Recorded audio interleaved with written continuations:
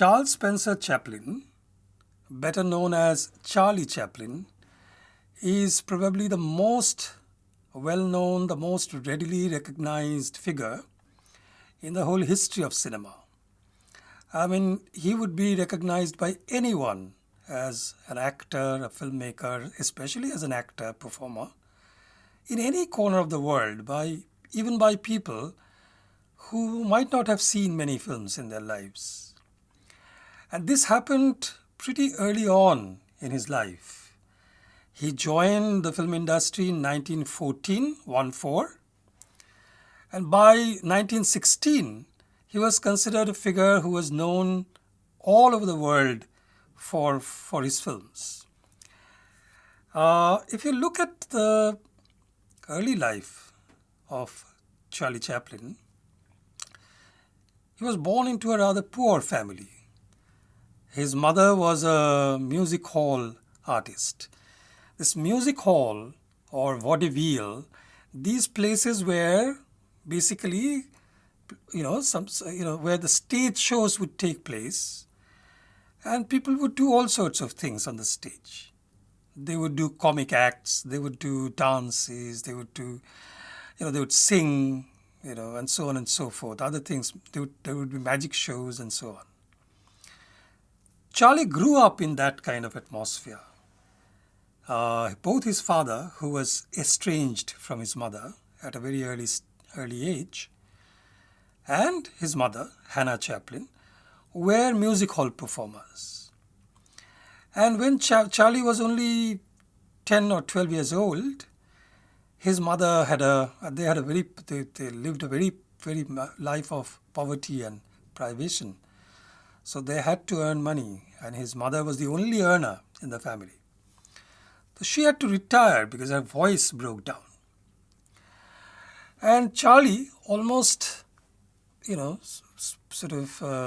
force of circumstances, was pushed into the stage. He became a boy performer, somebody who would sing, somebody who would dance on the stage. In 1914, and by that time he was quite well known in the music hall performance circuit. In 1914, he traveled to the US with a group called the Fred Karno Group.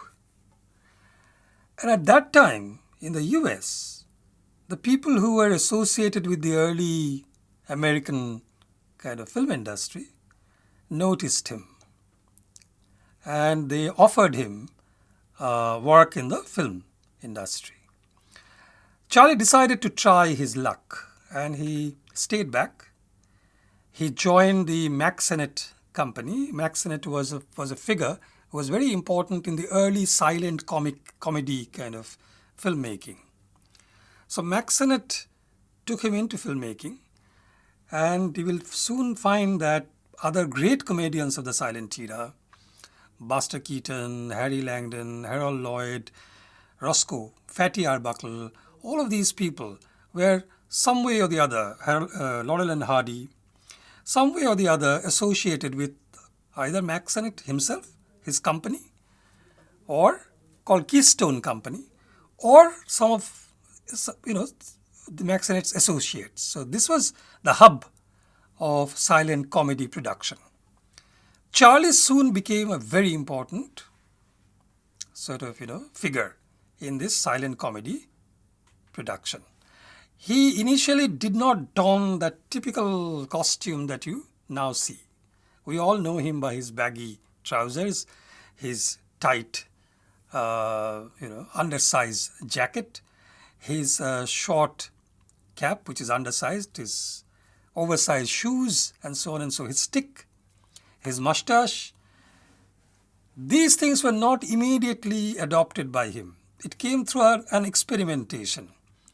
So it was, if you look at the very first film, Charlie looks different in that. But then, from the second or third film onwards, he decided to don this costume, and he could immediately see that his character, the character Tramp Charlie, is almost automatically, organically, naturally coming out of this costume. So he kind of, with few modifications, he kept that costume almost till the end of at least till 1940-41, till Great Dictator. Because after that he made films. After 1941 he made films. But he actually decided to abandon the tramp character. He played in other kinds of roles after that. So in 1914 his film career begins, quickly moves through other companies because he was demanding higher and higher fees, and he was becoming extremely popular. And more than that, he did not want to remain only a comedian actor. He had a vision of his own.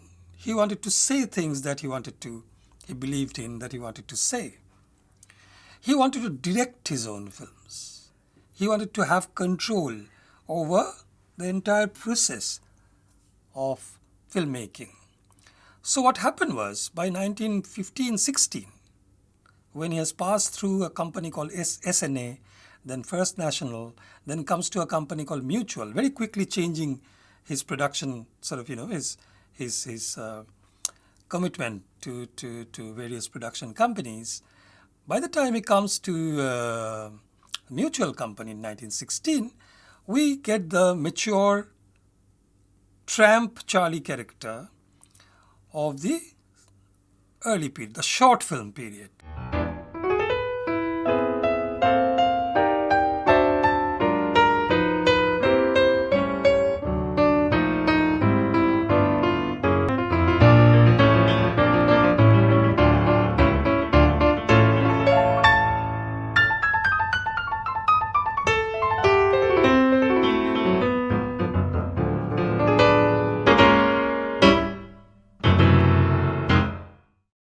Let's remember that the full-length films like The Kid or like Gold Rush or City Lights are yet to come. They will come in the 1920s, the following decade, not yet. So, by 1916 he was in a position not only to demand a very high fee from the producers, but also his own production space, his studio space, his own production kind of mechanism, so that he could think of actually sets, mise-en-scene, all of these things. He could have total control over the stories, the plot lines. He could spend a lot of time, long time, on each film because in those days, these short films, one reeler, two reelers. So one reeler would be about 15 minutes, two reelers would be about 30 minutes. They were churned out by these companies in very large numbers.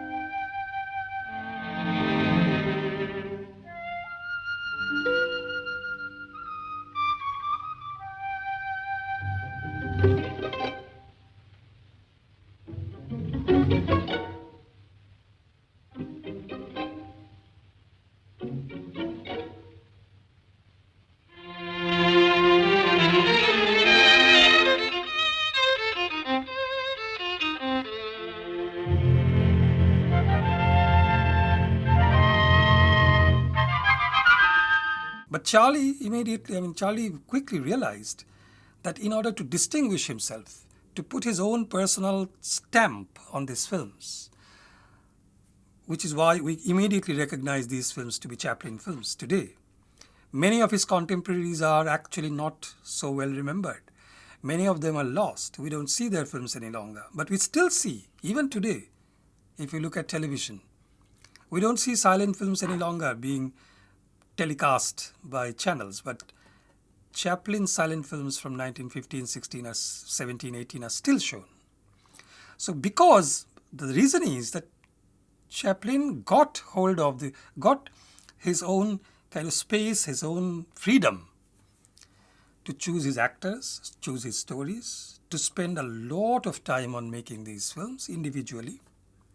So that each act, these things that you see him doing with his body, whether running around, bumping against something, doing a somersault, or falling from a height and so on. These are extremely difficult things, and these are not like what we do nowadays. These are not optically or digitally manipulated. They had to do most of these stunts on the set, and Charlie insisted on making them perfect.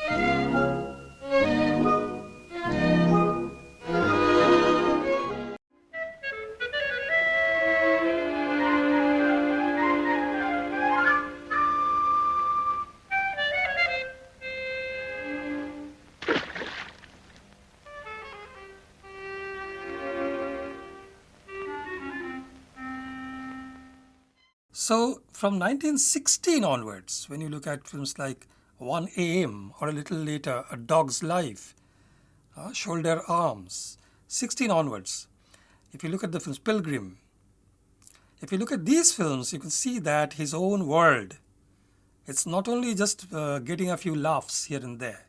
It's not only just bumping against things, falling into all sorts of, silly and kind of strange circumstances. That's there. That's of course there, and that's very much the grist in the comedian's mill. But at the same time, he's also trying to build a world of tramps, immigrants, homeless people, of funny looking, and people who are rich, powerful, but essentially absurd and strange and so on. He's trying to explore all sorts of working class life situations, alcoholism, family quarrels, this and that. If you look at Payday, for example, it's a very typical example of that. Even 1 a.m. is a very typical example. Pilgrim, very, very typical examples of a certain kind of social life coming alive. Comically, sometimes grotesquely, but at the same time, one cannot miss that these are not just getting laughs. These are also comments being made, commentaries being made on the kind of early 20th century life that Charlie found in the US.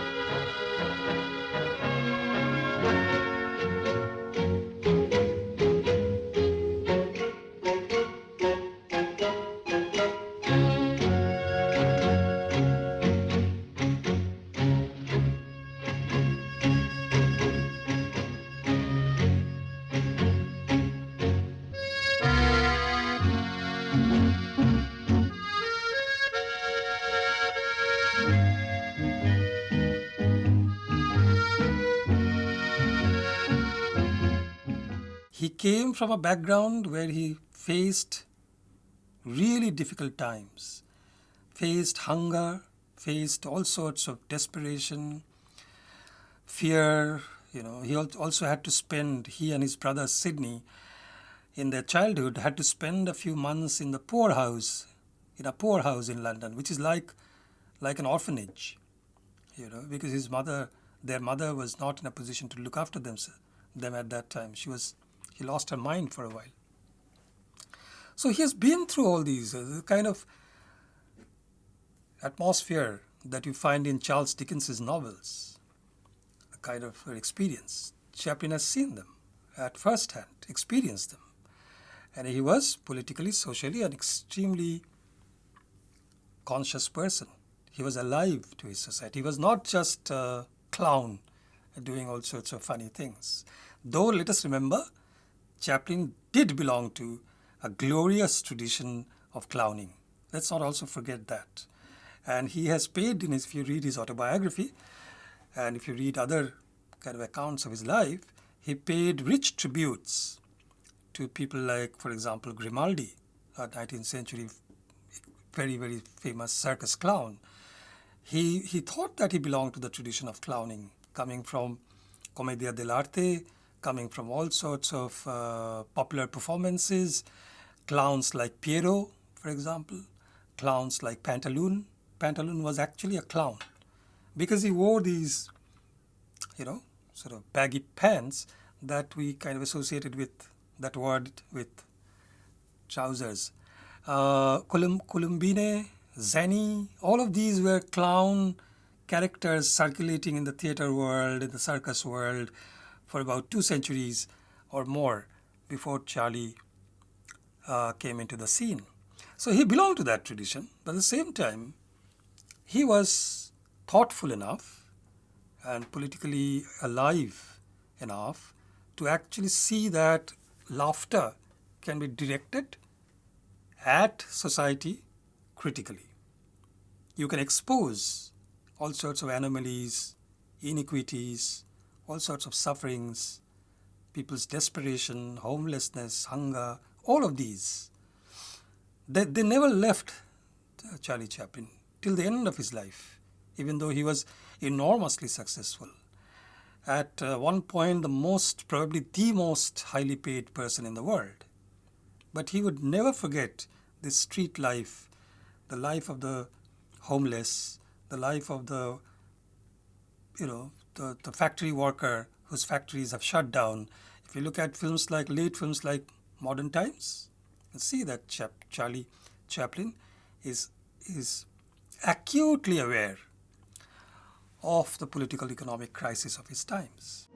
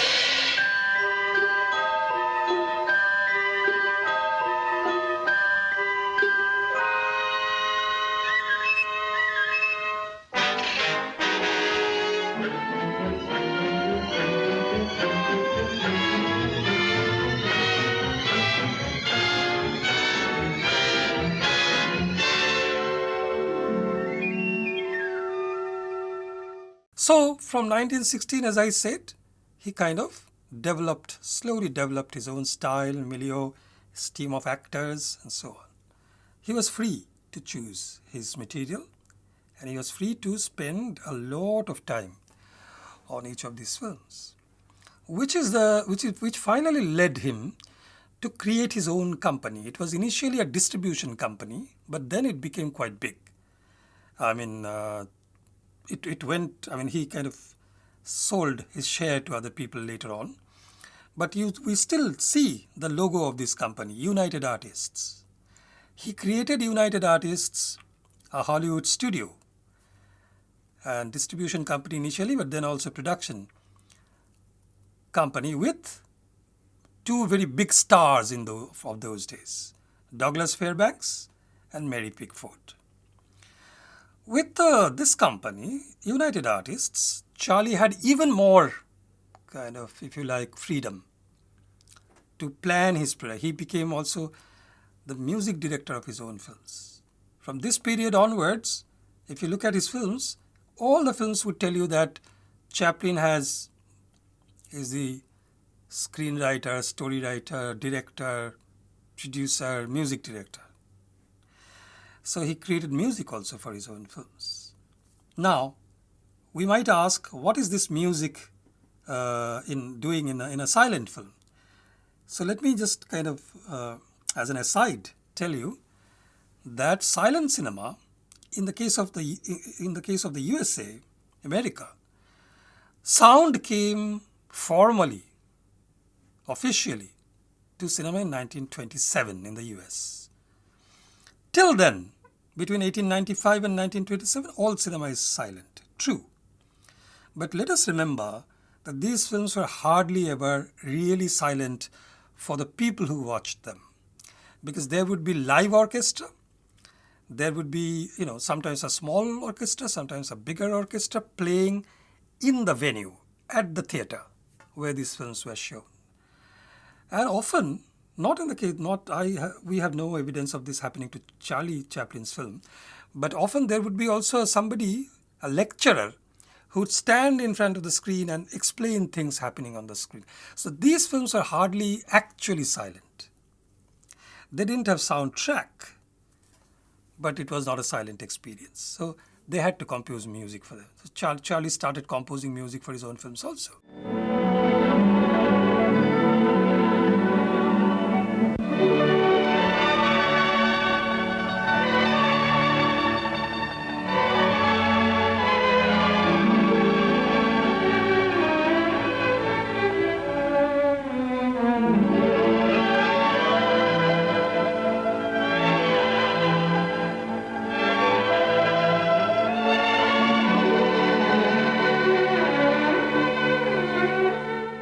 Now in the 1920s, 21, 25, if you look at these dates, he takes about 3-4 years of sometimes even more than that to make one film.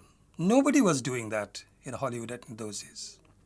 You could not take 4-5 years to, that kind of interval between two films of producing two films or doing two films. Only Charlie could afford to do that because of the enormous fame, prestige, and let's also say, let's also not forget, it's also the enormous amount of money that he was making. Success of his films. So 21 is a major film. The Kid, this is feature length. It's no longer a short film. It's no longer two-reeler. It's a full-length, feature-length film. Became immediately a worldwide sensation. As you know, we still watch it. Many of us have watched it many times over. The Kid, played by Jackie Coogan, also that boy actor also became extremely popular.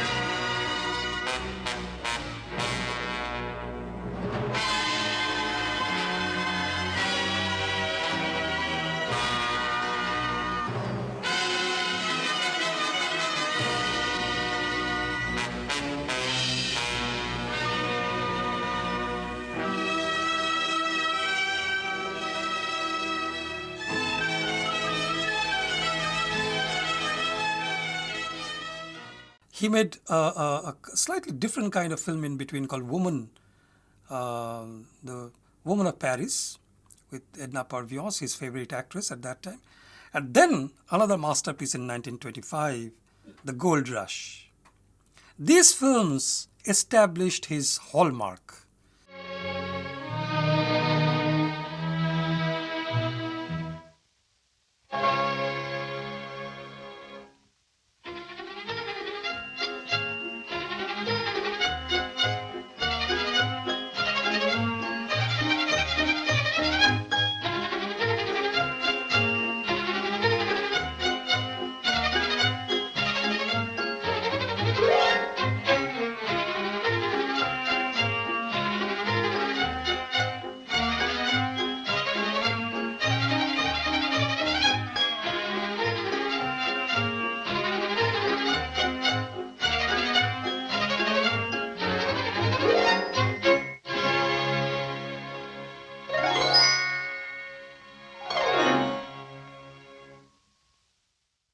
somebody who would mix pain, sense of deep sadness with laughter.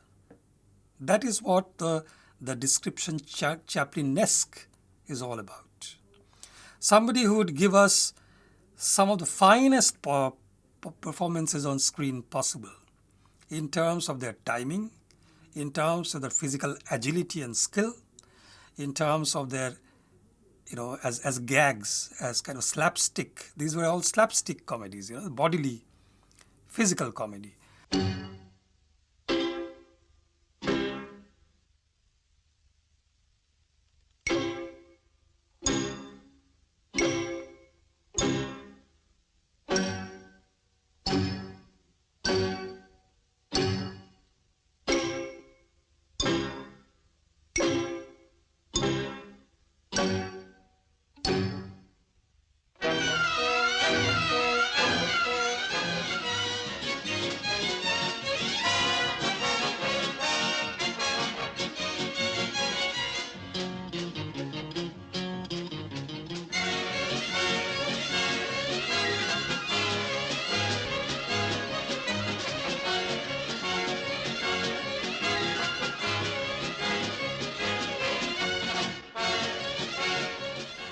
The perfection to which Chaplin, and one must also say Buster Keaton, his contemporary, took the slapstick comedy is something that you cannot have in a sound film. Because in sound cinema, when you talk, you cannot use some of these facial and bodily expressions any longer. It's an extension of the pantomime. It's an extension of the pantomime that they were doing. And performance-wise, expressivity-wise, The Kid, Gold Rush, if you take just these two films from his 1920s work, one can see that he has reached the perfection. I mean, it's kind of nothing can surpass that kind of fineness and subtlety of expression and that kind of hugely sort of comic kind of potential that he creates with his body and face and situations and so on. But as I would emphasize again, one must also remember that these were not just situations of laughter. They were also situations of reflection, of thinking about one's surroundings, of thinking about real people's real suffering and desperation and despair and so on, struggle for survival on the street, survival from one job to another. Charlie Chaplin will never forget this aspect of social reality.